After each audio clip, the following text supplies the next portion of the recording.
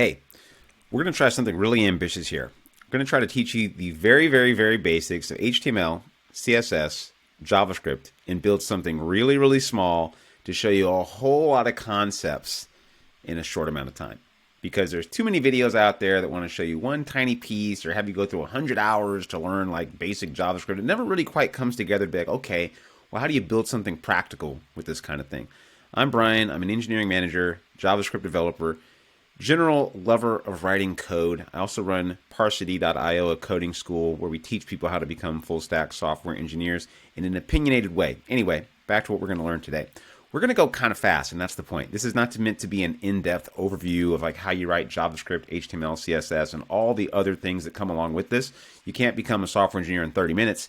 You can't really learn much in 30 minutes, but we're going to attempt to go through some real basics and introduce you to some concepts and general features and workflows that I think are going to help you out and make things a lot simpler, ideally going forward. So I'm going to throw a lot of information at your way, and I don't expect you to get all of it, maybe even half of it.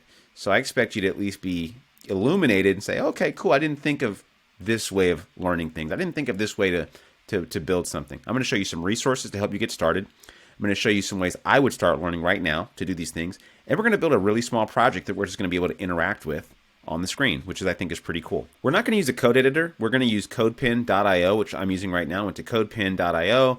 I made a new project, and now I have HTML, CSS, and a JS window panes here where I can like type stuff in and immediately see on the screen. I like using this when I'm first starting off because I can immediately see what I need to. We are going to use Visual Studio Code a little bit later just to show you like how to use it. And if you don't have Visual Studio Code downloaded, do that. This is the editor that is the most common, popular editor that you're going to see out there. Visual Studio Code, it's free. It is widely, insanely used. Like, just use it. Don't use anything else. It's going to save you time and hassle, my friend. But before we transfer our project over to Visual Studio Code, let's just get down to business. So first of all, what is HTML? Hypertext Markup Language. But, like, who cares? Like, no one's going to call it that. I don't like to get too conceptual with stuff before I start. Basically, it's like these little building blocks of the web. You have some general tags. I call them tags. They're called elements. You have like a P tag, and they go like this. They have an opening caret, and then the name of the tag, closing caret. Then they have another one. They have an opening and a closing. Then they have another opening one.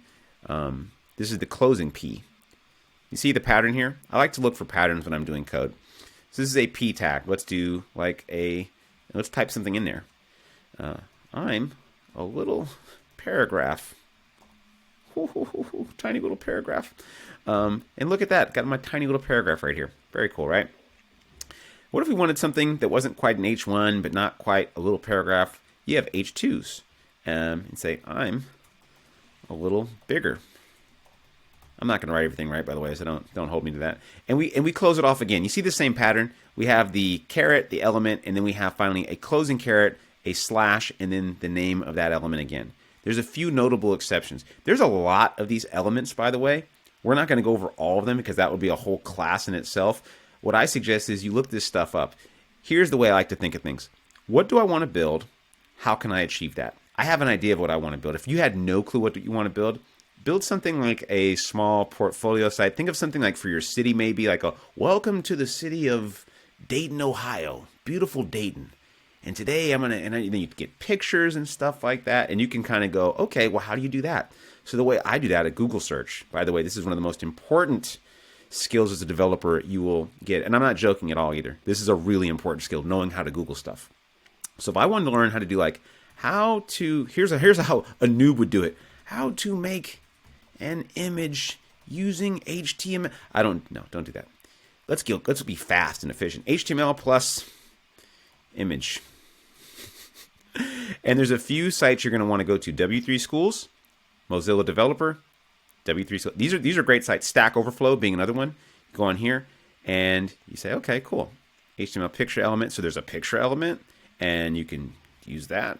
I actually haven't even used the picture element, to be honest with you, but like, let's freaking use it. Why not? Let's see what happens. This is a picture element. I say I'm down. Let's jam it in here. So this is how you learn, by the way. Web development is one of those skills and disciplines that it helps to actually build stuff. You can't be too conceptual and just look it all up and think, oh, I'm going to learn this by reading a ton of books. No, not at this stage. This isn't working. That's okay. I think the image is not right. Let's look up an image, and I'm going to show you how to add an image. Let's do a burrito, a cat that's a burrito. Burrito cat. This will work. I'm going to double click on this. I'm going to copy the image address, and then I'm going to jam it in here. You see where this SRC, we can actually get rid of these ones. We're going to do image. This in this color coded it says image, which is the name of the tag, right? Which you're probably used to seeing now. Okay, so we say, okay, caret, the name of the tag we want. The SRC is the attribute, meaning, hey, how do I know which image to load? Well, you know which image to load because I'm going to provide the URL right here. It's really big. Let's see if it works. Look, my little cat burrito. That's a little too big. Whatever. I'm not going to worry about doing things the right way. I don't want you to get too caught up in that kind of stuff either. I want you to get caught up in doing things the way they work, and then going back and thinking, is this really the best way to do it? And that'll lead you down some interesting, what I like to call rabbit holes. Well, you will learn naturally by exploring your own curiosity, seeing where your curiosity takes you. I'm not too curious about fixing that right now, so I'm not going to. This picture thing, I've not used this before, but it follows that exact same pattern. Again, we're looking for a pattern. Picture here, the opening tag. Picture here, the closing tag. If we remove this, I don't think this will work. Maybe it will. Sometimes you can get things to work. Okay, the browser is forgiving here. The correct way is to always have that closing tag. There are some notable differences with things that do not have closing tags. You have an image which is actually a self-closing tag.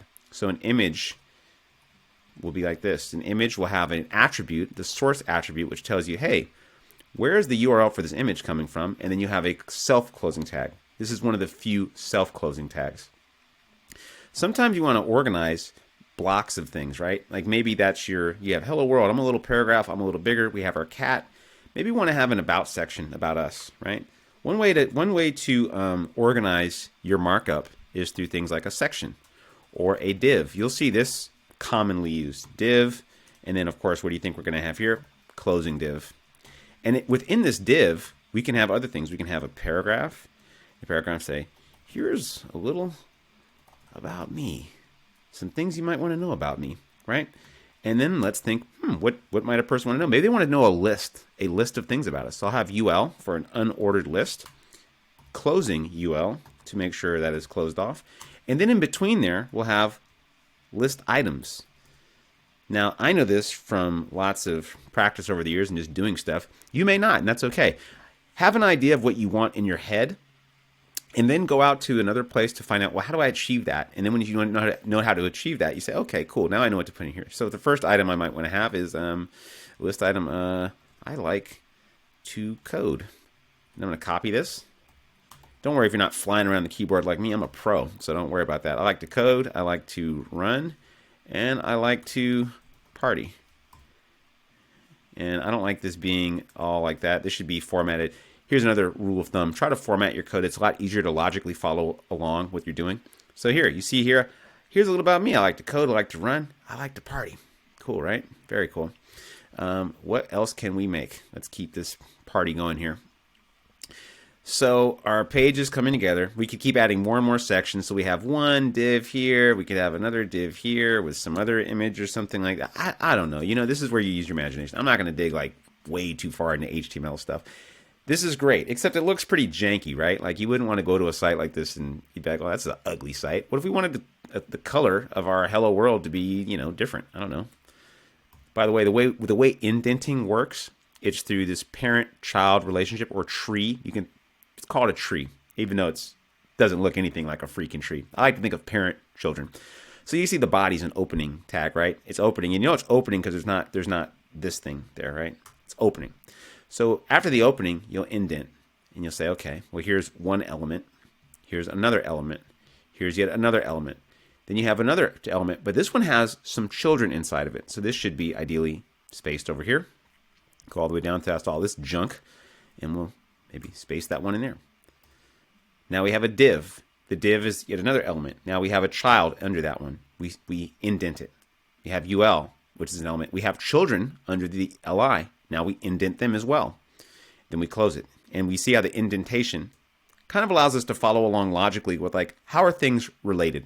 How are things nested and how does that structure work? How does that parent-child relationship work? And you don't have to do this, of course, but remember, we write code for humans. I think a lot of people get caught up in saying, oh, this is like a computer, and who cares how it looks? When you write code, you're going to work with a team of human beings, of bags of flesh, and they're going to want to know how to look at your code and understand what the hell is going on. We need some styling in this freaking app, okay?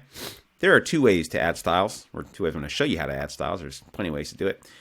You can have classes and IDs. Remember we talked about attributes and how this image has an SRC attribute, this additional piece of data that lets it know, hey, where am I going to get this image from? Now, there's a few types of attributes out there, and the most common ones you're going to see, probably going to be class equals, we'll make a class for this one. Let's make the class, I don't know, class main. Why can't I think here? Main is, I don't even care. I don't care at all. We're going to make this one with an ID. An ID is going to equal unique. Okay. We have a main and we have a unique. We have a class, an attribute class, and an attribute ID. We're going to go over these in just a minute. We have our CSS, cascading style sheet. Cascading means we're going to look in this sheet in order. We're going to go row by row by row by row and look for styling rules in here. And that's going to inform our HTML how to render. It's going to say, hey, I want to use this style for this particular thing. And I'm going to go in order. So for main, I call this a class. So I'll have to identify it as .main. .main means, hey, it's a class. I called it a class. And we're going to have one for IDs, which is hashtag unique. So unique, maybe you can guess what the difference is here between these. Like, wait, what's the point of using one or the other? If class is, who cares? Why can't I just call them all classes? IDs are meant to be unique, meaning that if you have one element that you want to have some particular style to, you might use an ID. If you have style that you want to apply to multiple elements, you want to use a class because classes can be reused. IDs should not be reused, even though they could be. They will just overwrite each other. So you don't want to do that if you have a styling you want to apply to multiple elements. So we say .main. We'll do like color, red. Okay. Did it work? H1 class color red. Oops, we don't need quotes around it. I think we'll just do that. And we have a thing right there. What do you know? Look at us. We got some styling going on here. Unique. We're going to do unique. How about the font family equals Roboto? I don't know. Will that do something? No, not really. Okay. We'll just stick to colors and stuff like that. We'll have the color of this one be like, oh, it did do something. Look at that. There was a slight difference, I believe, when I did that. But anyway, we'll just change this to be, color red or something like that. We'll get color tomato. There's all sorts of colors, and there's all sorts of ways to achieve colors. We're not going to get too far into that. The syntax here is the name of the element, some brackets, one bracket here to open, one bracket to close, and then the name of the attribute, like the thing you want to apply, and then the value. So we say color is going to be red. Maybe you'll say the height or the margin. Margin is a way to achieve spacing around things. Like sometimes you want things spaced in different types of ways. Again, we're not going to get too into that. 100px. Oh, look at that. So we put the margin of that as 100px. The margin means how much space in pixels do you want around this element. Maybe we say, we don't want margin all the way around it. We just wanted the margin at the top. How about that? How about top, margin top? There we go. And we can even adjust it. We can make it like, what does 200 look like? You see, this is how you mess around and experiment stuff. That's a little bit, just a tad, just a little tiny dose of how you use CSS. CSS is there's whole courses on CSS that you can use. How much do you need to know? You need to know enough to make a site look the way it should look. Like, for example, if we go to Airbnb, for example, and we go to Airbnb and we check out the site, this is a cool thing too, which I'm going to show you, how to inspect elements on a site. You see how this page is beautiful looking? Well, at the end of the day, this is just HTML and CSS, and I'm doing Command Option I, or you can do this. You can go here and go to inspect, and I'm going to look at these elements here because I might want to say, well, how did they do that? How did they do this beautiful? How did they do these fonts and all this cool stuff?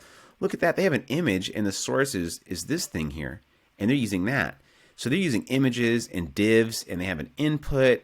They have all this cool stuff here, but it's really just HTML elements, and you see it's in that same cascading nested pattern here. And you see they have classes here. These classes have been like basically obscured or made it so you can't, like, they're not really readable by a human. At one point they were, but when it's uploaded to the web, it's not anymore. And don't worry, that's not something you need to care about. And you have all these cool different attributes over here. So look at this. We can go to here and maybe make this like 10% and see what happens. I don't know. Like, let's just mess around with it. We can do all sorts of weird stuff here. We can look at that and say, I don't know, aspect ratio. See, we're already messing stuff up. Maybe we'll add color, you know, saddle brown. What a terrible idea. And we'll change that, and we'll change that. I don't know. You can keep messing around here because this is a good way to experiment not only with your own code, but with other people's code to see how they've achieved a certain style. So you can hover on this, say, oh, look, they're using a picture, and the picture has a height and a width to it, and they have another image, and the height is here, and I'm going to change that. Maybe the width I'll make to be that. You know, you can play around and see like what makes sense to you to do. This is a really cool way to inspect other people's code, which is really cool because the whole web runs like this, right? So we're going pretty freaking fast pace here. Now, let's make this a little more fun. Let's add some more fun to this, right? We're going to add a button. Because what good is an application or a website that doesn't do anything? We need a button to do something, right? Let's make a button. So let's make another div. And let's make that div here. And also let's apply that main class to like this. Class equals dot, or main. And why does it dot main here? Dot lets it know this is a class. Hashtag lets it know this is a, what's it called? Or not main. Class equals, yeah, class equals main. Dot lets it know class. Hashtag lets it know ID. ID can be used once, the other one can't. So main color red, and we can now see, here's a little bit about me down there. Cool. We're going to have a button, and we're going to put that button actually at the top. Let's erase that so we can all see the button. Put it at the very, very top, and this button is going to do something. It's going to fetch some data. This is going to be the part where people get a little confused. That's okay. That's okay if you got a little confused. I've been writing code for about 10 years now. It's kind of how I started, by just doing stuff like this. Click me. I'm going to teach you as much JavaScript as I can teach you in a really short amount of time. You know, it's just not possible to do much JavaScript. You know, on the fly. We at Parsity we spend the most time on JavaScript. We spend an inordinate amount of time on it because it's the most difficult thing to learn when you're first starting out. It's also much more conceptual. So HTML and CSS are fairly straightforward. You write something, it appears on the screen, and you feel good about yourself. You're like, cool, I can see stuff, I can make a website. Maybe already you're like thinking, oh yeah, I could probably make a website, and you're already, the gears are turning. Well, how do I get this into VS Code, and how do I get this on the web? And we can talk about that in upcoming videos. You can look at a million other sites online to learn how to do that. But JavaScript is where people get really stuck. And in fact, I didn't even want to learn JavaScript when I first started out. I just wanted to stick to HTML and CSS. I couldn't do that. It wasn't even an option. I'm like, well, got to learn. I got my first job using C#, JavaScript, Angular, SQL, a bunch of other stuff, and I had to learn that on the job, which is entirely common, by the way. You will be learning mostly on the job as a web developer. My job, and the job of any good boot camp, is to get you barely hireable. Get you just hireable enough so you can get in there. Then it's up to you to continue your education there, job hop around, and get the big bucks. That's the deal. That's my deal. Maybe it's your deal too. All right, well, let's get down to some JavaScript stuff here, okay? We have a button. We're going to say click me, and it's going to do something. Now, the way you learn JavaScript, the way I prefer to learn JavaScript, is by having stuff happen on the screen. JavaScript enables interaction. You have a page right now that's not interactive. You click on the button, and it's a static element. It doesn't do anything. What could it do? That's entirely up to you. When you're first making stuff, it doesn't have to be sensible or practical or anything. It's only as good as if it teaches you. It's as good as your learning is, right? So if you learn something by doing this, great. If you didn't learn anything by doing it, then kick back and do something else. So maybe we want to have it, and I like to even write this out. I'll do 2 slashes. There's a comment for JavaScript and say, when we click the button, we will fetch some data. Or how about we will change the color of the button? I don't know. Sure. Why not? How do we do that? You could look this up. I'm not going to. I'm going to walk you step by step on how to do that.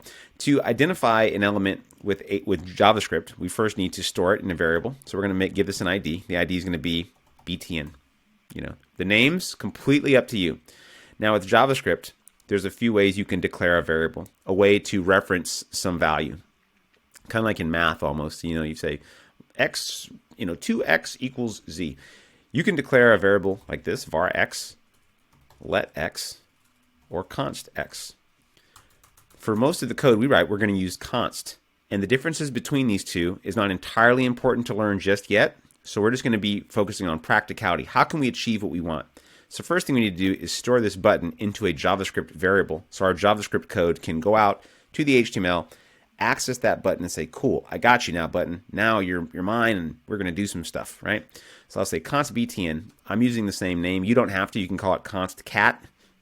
Use a sensible name though. Naming things is a thing. If you're a developer, you're working with other humans. They want to understand what your code does, so they can work on it too.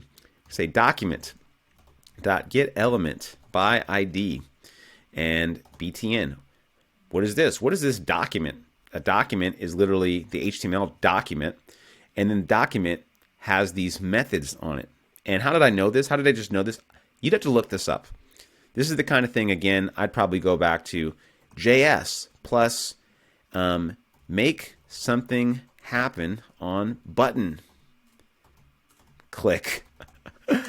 You could literally type that in and watch. Free Code Camp. I like Free Code Camp a lot. I think it's awesome. I think the articles are a little too verbose for what we want. I completely suggest you continue going on W3 Schools to learn when and where to do things or how to do things.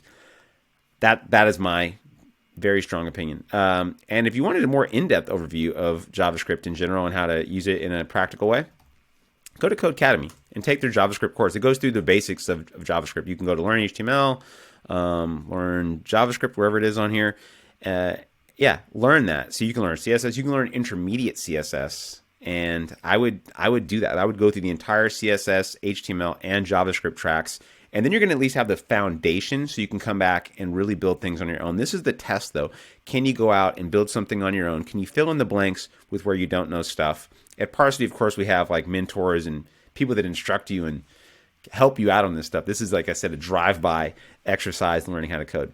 So we get the button. We've stored it in a variable. Now we need to, what happens when they click the button? I like to write out the step-by-step when I'm first coding because I'm like, it's kind of like a recipe. What happens at each step? So a user clicks on the button, right? We have the button. What happens when they click on the button? How do we even make that happen? What happens on that? So we have event listeners.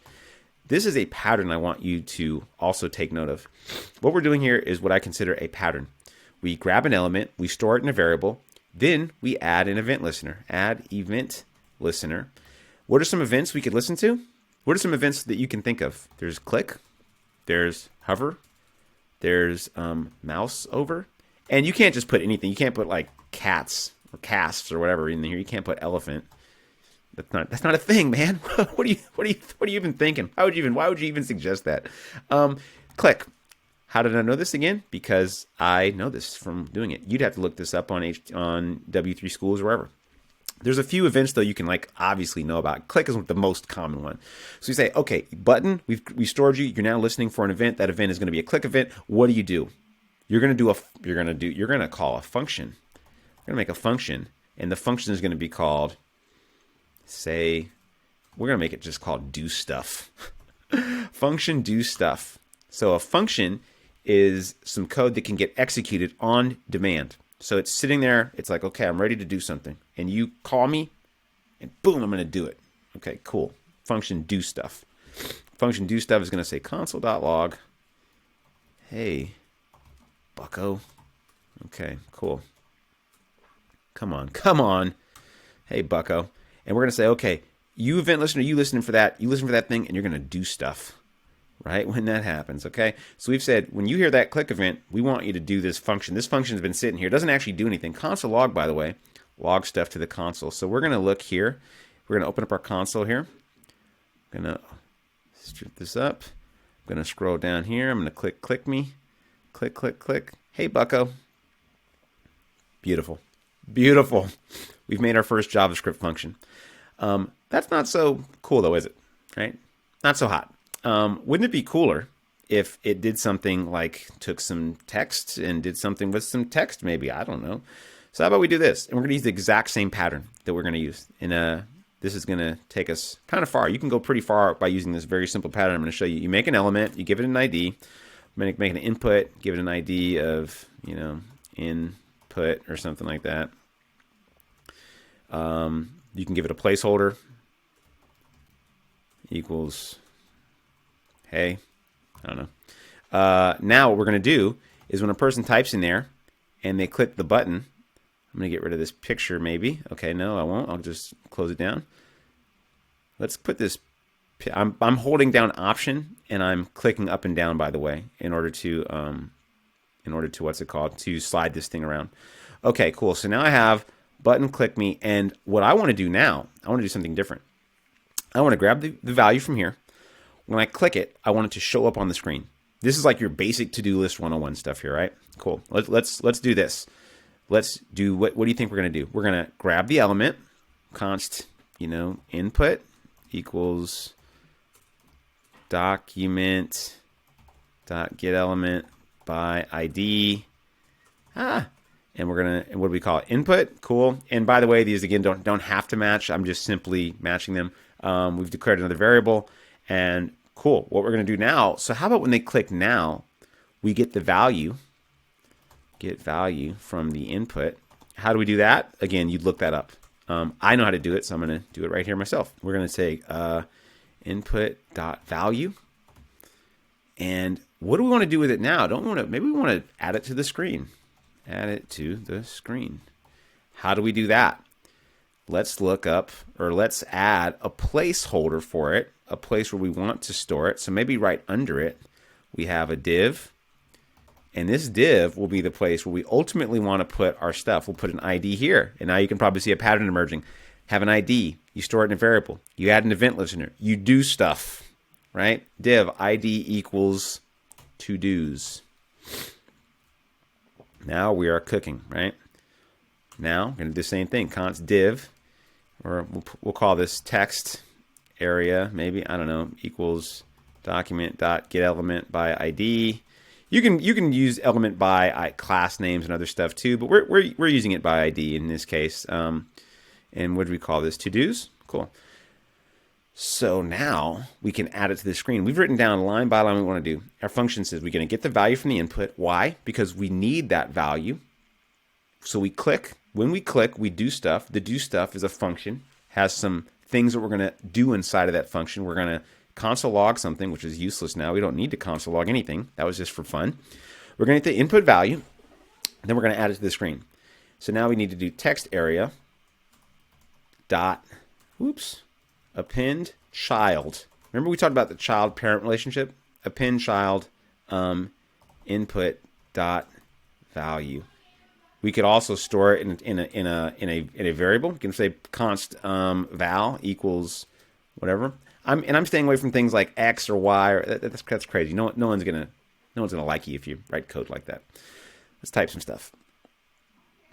Can't append child on a node. Text area dot append child node parameter 1. We got text area document get element by ID. Ooh, I think I might have misspelled it. Let's see. Did I? Come on. This is where I fail. The node is not a type of anything. Here's what we can also do. Let's check this out. Let's console. Here's how we debug something. We can console log text area and say, is this what we think it is? I hope it is. Let's see. Okay, it looks like a thing. All right, I'm liking it, but it says we can't append a child. Oh, this is what I should have just ripped this off the whole time. That's what I should have done. All right, text node equals blah, blah, blah, create text node. And we're going to, instead of using water, we're going to use val. And now we're finally going to append child text node. And now, can we truly win? Can we truly do this? We can. We've won. victory is ours. Victory is ours. Just around 30 minutes. And now we've walked through HTML, some basic CSS, and some JavaScript. Now, if you wanted to put this in Visual Studio Code, here's how you would do it. Go to my iTerm here. I'm using what's it called? I am using my terminal. And I'm using not just any terminal. I'm using a special terminal where I have it all fancy looking and stuff. You don't really need to know this stuff. I'm going to show you a little bit about how to use it. I'm using a Mac, by the way. So this is not like a comprehensive terminal tour or anything like that. But I'm using, what I'm using. I'm also using a thing called, what's it called? What is this? Better Snap tool. So that way I can easily snap my stuff into place on my screen, which is really, really helpful.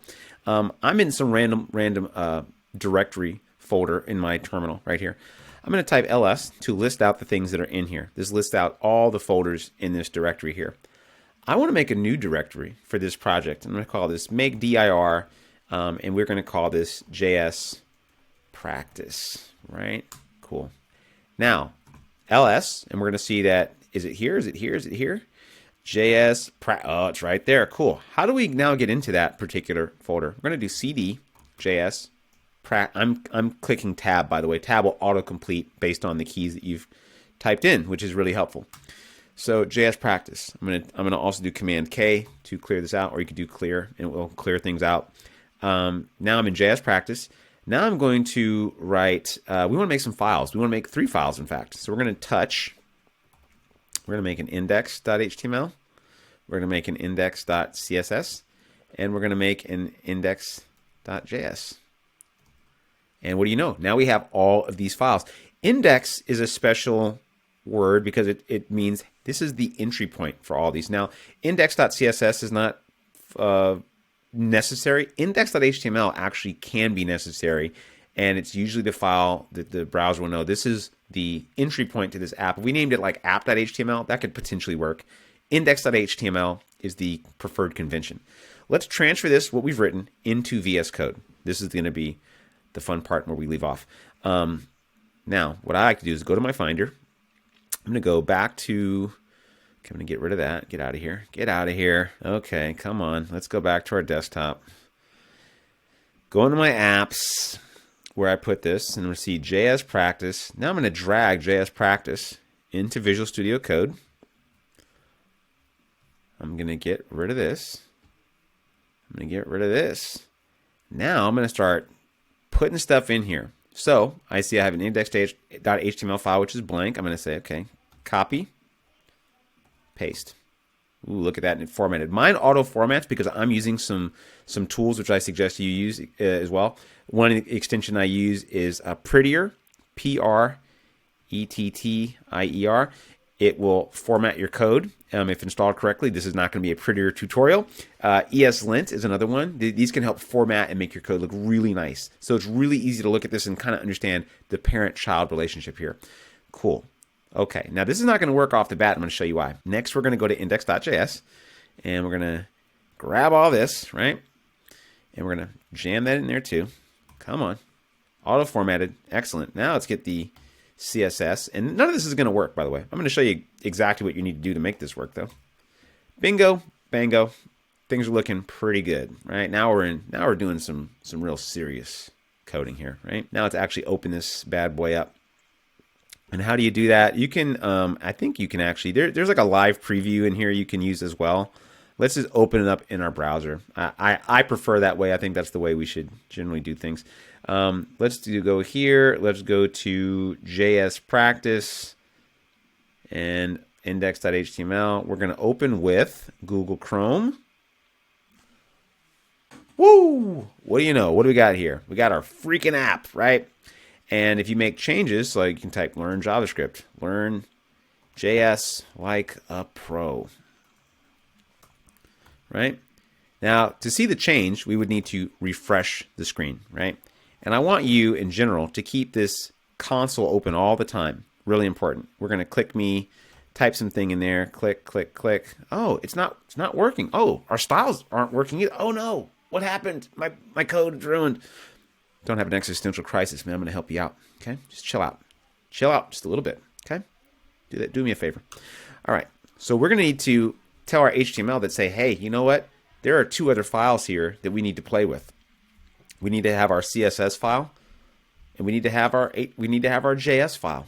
We need both these freaking things in our HTML, because this is the entry point. Remember, when we open this up, this is what people see on the web.